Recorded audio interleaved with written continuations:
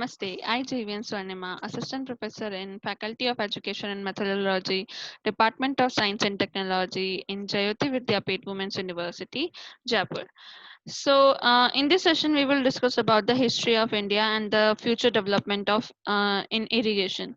As we discussed and as we know that irrigation is the artificial application of water to the soil, usually for assisting in growing crops, mainly used to replace missing rainfall in periods of drought. To supply essential moisture for plant growth, which includes transport of essential nutrients, to leach or dilute the salts in soil, helps in cooling the soil and atmosphere to create more favorable environment for crop growth, supplement the supply of water received from precipitation and other types of atmospheric water, flood water, and groundwater. History of irrigation in India. Vedas, ancient Indian writers, and ancient Indian scriptures have references of wells, canals, tanks, and dams. In South, perennial irrigation had begun with the construction of the Grand Anicut by Cholas as early as 2nd century to provide irrigation from the Kaveri Nadi. The central and southern India is studded with numerous irrigation tanks which have been traced back to many centuries before the beginning of Christian era. Indus civilization flourished on the banks of river and water was harnessed for substances of life. Irrigation technologies during the Indus Valley civilization were in the form of small and minor works like digging wells. Irrigation due medieval India, rapid advantages took place in the construction of canals.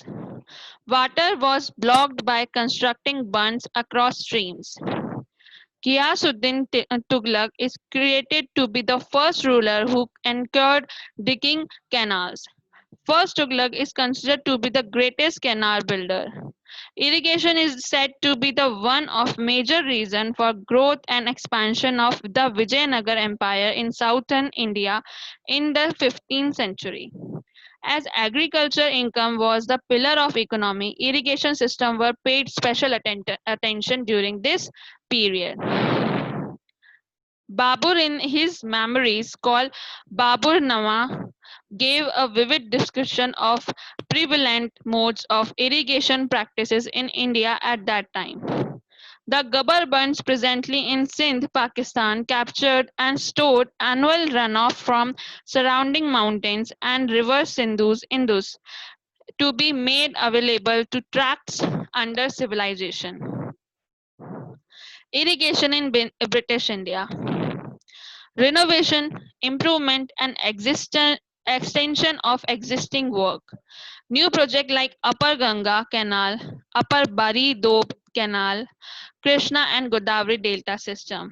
Major canal works like Sirhind, the Lower Ganga, the Agra and the Mutha Canal, and Priya Dam and canals. During this period, India witnessed few major famines of her entire life, so better irrigation system become mandatory. Significant protective works constructed during the period were the Betwa Canal, MP, Nira Left Bank Canal, Maharashtra, the Gokak Canal, Karnataka, and the Rushikulya Canal, Odisha. Irrigation development after independence.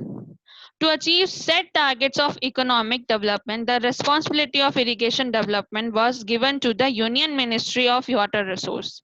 It took initiative from the time to time on water resource development and for technical assistance to the states on irrigation, multi-purpose projects, groundwater exploration and exploitation, drainage, flood control, water logging, sea erosion problem, dam safety, and hydraulic structure for navigation and hydropower.